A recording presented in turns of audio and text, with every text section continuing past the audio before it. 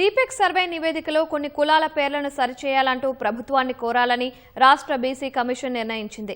పలు కులాల సంక్షిప్త నామాల ప్రధాన పేర్లకు విరుద్ధంగా ఉన్నాయని కమిషన్ గుర్తించింది.